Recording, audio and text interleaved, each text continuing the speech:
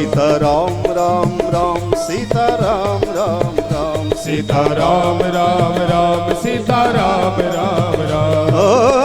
ऊंचू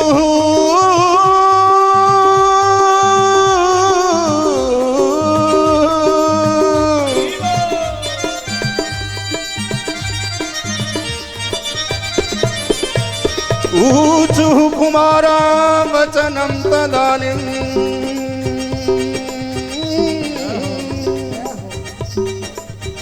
कथार्थतो निष्पत्तिताधुनेयम्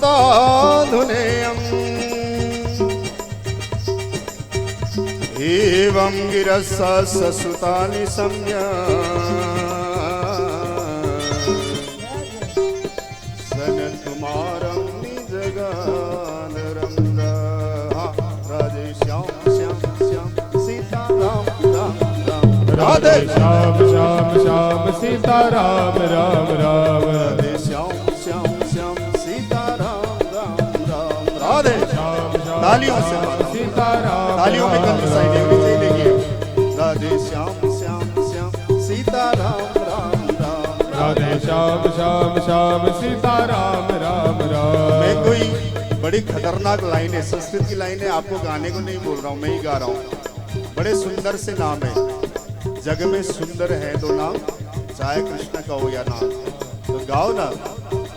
राधे श्याम श्याम श्याम सीता राम राम राम राधे श्याम श्याम श्याम सीता राम राम राम। राधे श्याम श्याम श्याम सीता राम राम राम राधे श्याम श्याम श्याम सीता राम राम राम। हरिनाम संकीर्तन करते हुए सब आए वहां पर, ज्ञान और वैराग्य के साथ भक्ति महारानी मथुरा से यानी कि वृंदावन धाम से हरिद्वार तक पहुंच गई हैं। और यही तो भागवत का कमाल है माताओं। इतना ही नहीं, सुखदेव जी यहाँ पे सनकादि ऋषियों ने एक तुंगभद्रा नदी के तट पर होने वाली गोकर्ण धुंधुकारी की कथा का भी जिक्र किया है। उसमें भी इसी चीज की महिमा बताइए, क्या कि भगवान का नाम संकीर्तन करो मुक्ति मिल जाएगी। और नाम कैसे संकीर्तन करना है वो तो मैं बता ही रहा हूँ। कैसे?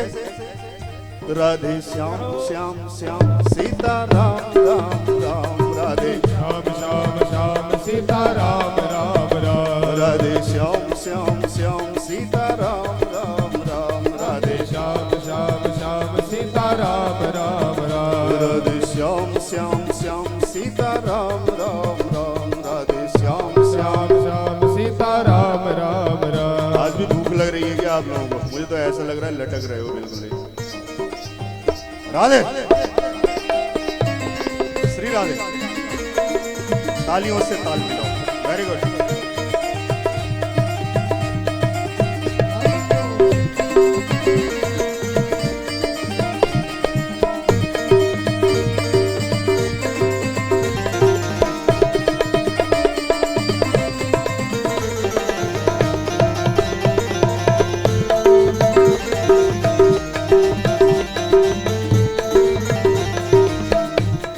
नाम संकीर्तन के धुन को भी मत भूलना। श्री कृष्ण गोविंद हरे मुरारे, श्री कृष्ण गोविंद हरे मुरारी। हे नाथ नारायण वासुदेव, हे नाथ नारायण वासुदेवा।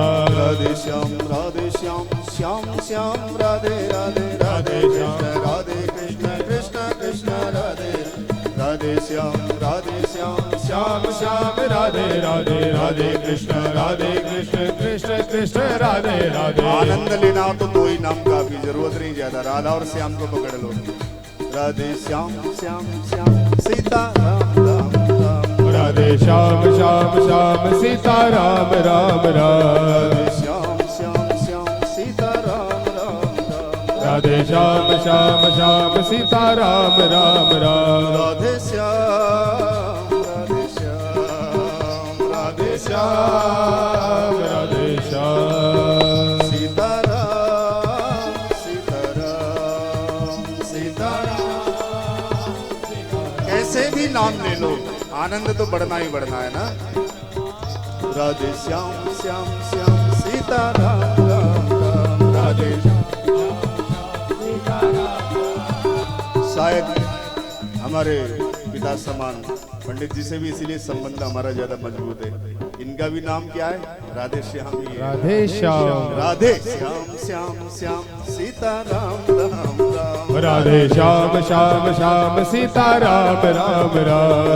राम राम राम सीता राम राम राम। राजा राम राम राम सीता राम राम राम। राम राम राम सीता राम राम राम। राजा राम राम राम सीता राम राम राम। राम राम राम सीता राम राम राम। राजा राम राम राम सीता राम राम जय राम। जय श्री राधे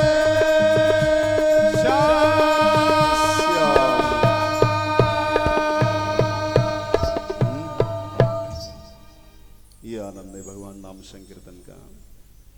तो उसके बाद तो भक्ति महारानी की मुक्ति हो गई।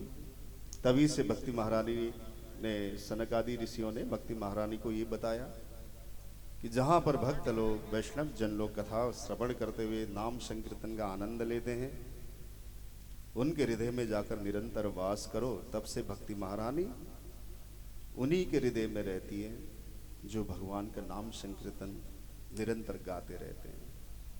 फिर माताओं, एक प्रसंग और है भागवत में जिसका ज्यादातर आप सब लोगों ने सुना हुआ है। उस प्रसंग को सार लेके चल रहे हैं उसका, धुंधुकारी और गोकर्ण का प्रसंग। उसमें भी हमें भक्ति संकीर्तन का ही ध्येय मिलता है।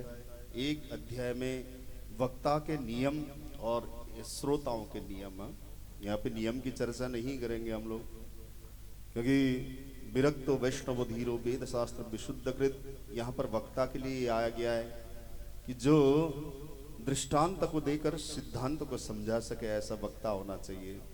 इसलिए प्राय करके कभी कभी हम लोग कथा में इधर उधर की बातें ला देते हैं, परंतु ध्येय हमारा कहीं ना कहीं भगवान से प्रीति कराना ही आप लोगों का। और किसी किसी को कोई कोई माला जपते हुए भी सुनता है, कोई एकासन में सुनता है, कोई आनंद होकर सुनता है। कैसे भी हो, इस कथा को सुनना चाहिए। सुनने से मुक्ति है। श्रवण का बहुत ज्यादा फल है। यहाँ श्रवण स्मरण नवदा भक्ति में भी इनका उच्च स्थान है। तो यहाँ पर महात्मा की कथा को विराम देते हुए आगे की कथा थोड़ा सा आगे बढ़ते हैं, नहीं तो फिर कल बड़ी समस्या हो जाएगी। एक बार जय जयकार बोलिए भागवत भगवान की। पहला श्लोक भागवत का। जन्माद्यस्य यतोऽन्वयादितरतः चारथेष्वभिज्ञः स्वराट् तेने ब्रह्महृदायादिकवये मुह्यन्ति यत्सूरयः तेजो वारिमृदं यथा विनिमयो यत्र त्रिसर्गो मृषः धाम्ना स्वेन सदा निरस्तकुहकं सत्यं परम धीमहि। एक संगम सौनकादि और 88,000 ऋषियों का समापन हुआ। भागवत महात्म्य के लिए दूसरा संगम यहाँ पर प्रारंभ हुआ। तो प्रारंभ में हमें बताया कि नैमिषे निमिषक क्षेत्रे ऋषयः सौनकादयः सत्रम स्वर्गाय लोकाय सहस्रसममासत। कि कथा के आरंभ में भगवान वेद व्यास, देखिए इसमें भी सत्यम परम धीमहि कहा है व्यास जी ने पहले श्लोक में, क्योंकि सत्य ही ईश्वर है। ध्यान दीजिएगा, चाहे कोई चोर हो, कोई डाकू, चाहे कोई भी व्यक्ति हो, उसके हृदय में कहीं ना कहीं सत्यता विराजमान हो। चोरों ने चोरी कर ली, चोरी करने के बाद कहीं एक गांव के वृक्ष के नीचे पहुंचे तो सब लोग यही कहेंगे कि देखो अब जो डिवाइड करेंगे ना, 4 चोर थे, डिवाइड करेंगे ना धन सत्यता से, नीति से ही बांटना। और जाहिर सी बात है सत्य के कोई, भगवान के कोई रूप प्रत्यक्ष में नहीं होता। सत्य ही परमात्मा, इसलिए सत्यम परम धीमहि ऐसा कहकर व्यास जी महाराज ने भागवत की रचना आरंभ की। और दूसरे श्लोक में भी बड़ी विशेष है, यम प्रव्रजंतम अनुवेदम अवेद कृत्यम। सुखदेव जी को भी यहाँ वंदना की। फिर आगे का प्रसंग सुना है आपने कि नैमिषे निमिषक क्षेत्रे ऋषयः सौनकादयः सत्रम स्वर्गाय लोकाय सहस्र सममासत। जैसे कि पूर्व में हम देख चुके हैं कथा से प्रारंभ में हमें वेदव्यास जी कहाँ लेके गए थे? नैमिषारण्य में। यहाँ पर भी नैमिषारण्य में ही लेके गए वो। तो यहाँ पर उसी तरीके से ऋषियों ने सूत जी महाराज से पूछा कि सूत जाना से भद्रंते। देखो कभी कभी ऐसा होता है कि कुछ लोग तो हमारे पैर छू के हमसे आशीर्वाद लेने आते हैं, और कुछ श्रोता ऐसे भी होते हैं कि वक्ता को भी आशीर्वाद देते हैं। यहाँ पे शौनकादि ऋषियों ने सूत जी को आशीर्वाद दिया, कहा कि देखो सूत जाना सी भद्रंते। भद्रंते का मतलब होता है कल्याण हो तुम्हारा। सूत जी आपका कल्याण हो। क्यों? आप दीर्घजीवी बने, क्योंकि दीर्घजीवी बनेंगे तो ऐसे ही आप आनंददायक भगवान का नाम संकीर्तन आप हमसे कराते रहोगे। आप ऐसे भगवान की चर्चा करते रहोगे ना। नहीं तो चर्चा करने वाले लोग मिलते ही कहाँ हैं? चर्चा तो करते हैं भगवान की नहीं, किसी और चीजों की ज्यादा करते हैं। और हम और कथा सुनना चाहते हैं, आप सुनाइए ना। बोले क्यों? कि यह शृण्वताम रसज्ञानम ज्ञानम स्वादुः स्वादुः पदे पदे। इसको सुनने से निरंतर स्वाद बढ़ता ही जा रहा है, बढ़ता जा रहा है, बढ़ता जा रहा है। बढ़ रहा है ना, कल से ज्यादा बढ़ रहा होगा। कल भी बढ़ा था स्वाद, तो मुझे तो आप लोगों को देख के ऐसे लग रहा है कल से ज्यादा ही बढ़ रहा है। जैसे जैसे लोग बढ़ रहे हैं स्वाद भी बढ़ रहा है, मुझे पता चल रहा है यहाँ पे। अब ये संसारिक पदार्थ जो होता है ना, मान लो कोई भी चीज, फेवरेट चीज, कोई भी फेवरेट डिश हो, वो आप एक बार खाओगे ऊब जाओगे, उससे ज्यादा खाते रहोगे तो एक बार खाओगे स्वाद आएगा। परंतु ये कथा है ऐसी, हम 1 महीने तक भी चला दे तो मुझे विश्वास है निरंतर यहाँ स्वाद बढ़ना ही बढ़ना है। यहाँ पे तो संसारी चीज, मान लो आपको किसी को लड्डू पसंद है, यहाँ पे है कोई लड्डू पसंद करने वाले? वैसे ज्यादा कितने लोग? अरे वाह, गणेश जी हैं, जय गणेश जी। अच्छा, पीछे भी, वेरी गुड। गणेश जी को तो लड्डू पसंद ही है, पर साथ में जामुन भी खाना, शुगर हो जाएगा। तो यह शृण्वताम, मान लो कि वैसे लड्डू पसंद है, मान लीजिए। अब लड्डू की बात आ गई तो इसी से आपको समझाते हैं छोटी सी तरीके से। अब आपको लड्डू पसंद है, एक खाओगे बड़ा मजा आएगा, भूखे हो अगर। दूसरा खाओगे उसका मजा थोड़ा कम हो जाएगा। क्यों? ऐसा ही है ना जय गणेश जी, दूसरा लड्डू खाएंगे तो थोड़ा मजा कम हो जाएगा। अब किसी को हो सकता है कि ज्यादा पे कम मजा आए, वो बात अपनी अपनी बात है। अब वही होता है ना, इकोनॉमिक में हमने पढ़ा था क्या, कि law of diminishing, marginal utility के बारे में हमने पढ़ा था। और इत्तेफाक से जिनको लड्डू पसंद है वो भी हमारे मास्टर जी है, बहुत अच्छी बात है। यानी कि जो इकोनॉमिक के स्टूडेंट है उन्हें पता होगा कि जो एक law of diminishing marginal utility के नाम से एक लॉ है उसमें, यानी कि जैसे जैसे पदार्थों का हम उपयोग करते हैं ना, उपभोग करते हैं, उतने इतने इसका स्वाद कम होता जाता है, उसके प्रति चाह। अब देखो ना, दूसरे लड्डू में थोड़ा कम आनंद आएगा, यानी कि जो मार्जिनल यूटिलिटी है वो थोड़ा कम खत्म हुआ। तीसरा खाओगे तो और कम होगा। समझ में आती है? जैसे जैसे पेट भरता जाएगा वैसे वैसे ही चौथे में मार्जिनल यूटिलिटी बिल्कुल जीरो पर आ जाएगा। अब ये नहीं कहना, आपको पता नहीं चौथे में मार्जिनल यूटिलिटी जीरो पे आती है या 12वें लड्डू में आती है, वो आप लोगों के कैपेसिटी के ऊपर है। मैं नहीं कहूंगा कितने में आती है, परंतु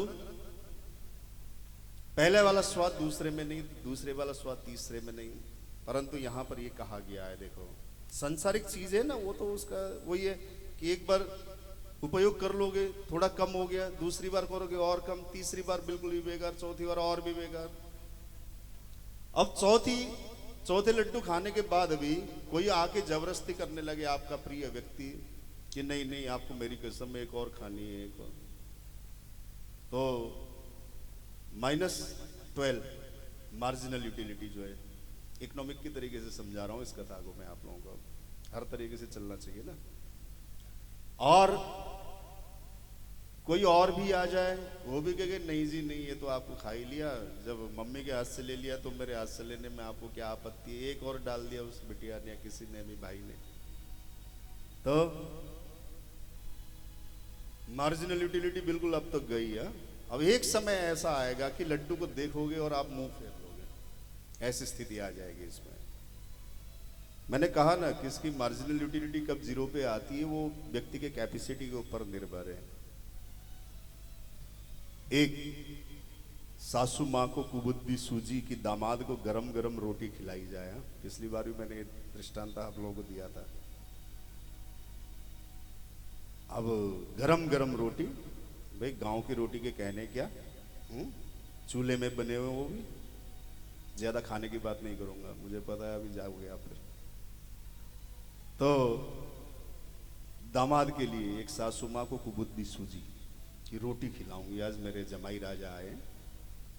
एक रोटी, दो रोटी, तीन रोटी, चार रोटी, इस तरीके से 25 रोटी खा गए दामाद जी। अब सासू माँ सोचे करूं तो क्या करूं, दामाद जी आए हैं, मना भी नहीं कर सकते। 25 रोटी खाने के बाद अब सासू माँ गांव के थोड़ी तरकीबबाज तो होती हैं, उन्होंने भी तरकीब लगाया कि दामाद जी आपको पता नहीं, भोज मध्य पिबेत वारिम संस्कृत में नियम है, चाणक्य जी ने बताया इस बारे में, समझो। बोले क्या, कि भोजन के बीच में थोड़ा सा जल लेना चाहिए, आपने जल नहीं लिया। ओहो, अब समझ में आई बात। ओहो, दामाद जी भी कमजोर नहीं थे, उन्होंने भी पलट के बाहर कर दिया कि हाँ सासू माँ मुझे अच्छी तरीके से पता है, हमने चाणक्य नीति, विदुर नीति, पता नहीं कितनी नीतियां पढ़ रखी हैं, फिर आप जल क्यों नहीं ले रहे हो बीच में। बोले माँ भोज मध्य है ना, भोजन के बीच में ना, बीच तो